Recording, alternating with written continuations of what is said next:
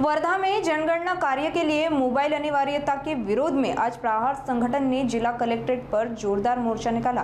संगठन ने आरोप लगाया कि शिक्षकों पर निजी एंड्रॉयड मोबाइल इस्तेमाल करने का दबाव बनाया जा रहा है, जिससे असंतोष बढ़ गया है। उन्होंने कहा कि एंड्रॉयड 12 जैसी तकनीकी शर्तों के कारण कई शिक्षक काम करने में असमर्थ हैं। संगठन ने सरकार से आवश्यक मोबाइल और सुविधाएं उपलब्ध कराने की मांग की।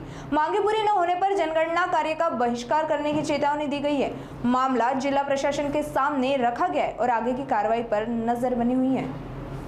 राज्यभर जनगणनेचं प्रशिक्षण सुरू आहे, त्यामध्ये 95% शिक्षकांची नियुक्ती प्रगणक आणि पर्यवेक्षक म्हणून केलेली आहे।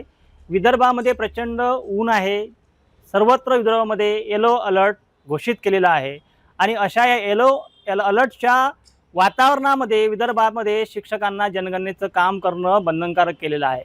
सोबतच या जनगणनेच्या कामामध्ये ज्यांच्याकडे अँड्रॉइड 12 हे अपडेटेड सॉफ्टवेअर असेल त्याच मोबाईलमध्ये जनगणनेचा HLO ॲप लोड होतो, अन्यथा तो जो ॲप आहे लोड होत नाही।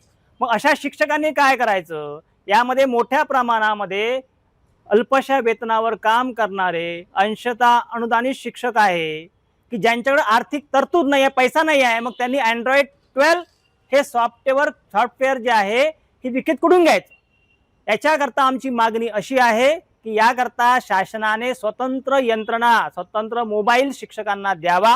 आणि आज तुम्ही म्हणता की अँड्रॉइड 12 पाहिजे, दुसऱ्या स्पेलमध्ये तुम्ही म्हणाल की शिक्षकांकडे लॅपटॉप पाहिजे। ही सर्व व्यवस्था प्रशासनाने शिक्षकांना उपलब्ध करून द्यावी, कारण की हे राष्ट्रीय काम आहे म्हणून शिक्षकांनी स्वीकारलं आहे। पण त्याच्यामध्ये अटी शर्ती तुमच्याकडे हेच पाहिजे तेच पाहिजे हे आम्हा शिक्षकांना मान्य नाही। विशेष म्हणजे ज्यांच्याकडे अँड्रॉइड 12 हे अपडेटेड सॉफ्टवेअर असेल त्यांच्या फोनमध्ये जर 8 GB स्पेस आणि 4 GB रॅम हे असेल तरच त्यामध्ये HLO ॲप लोड होतो। म्हणजे तुमच्या मोबाईलमध्ये अँड्रॉइड 12 व्हर्जन असून देखील HLO ॲप जनगणनेचा जे ॲप आहे तो लोड करण्याकरता तुमच्या मोबाईलमधला, शिक्षकांच्या मोबाईलमधला स्वतःचा वैयक्तिक डेटा, ज्याच्यामध्ये तुमचा वैयक्तिक डेटा आहे, शाळेचा डेटा आहे, तो तुम्हाला डिलीट करावा लागणार आहे। म्हणजे तुम्ही आपल्या वैयक्तिक मालमत्तेवर गदा आणून त्यातला डेटा डिलीट करून शासनाचा जनगणनेचा HLO ॲप लोड करणे हे कदापि खपवून घेणार नाही। शिक्षकावर हे अन्यायकारक आहे।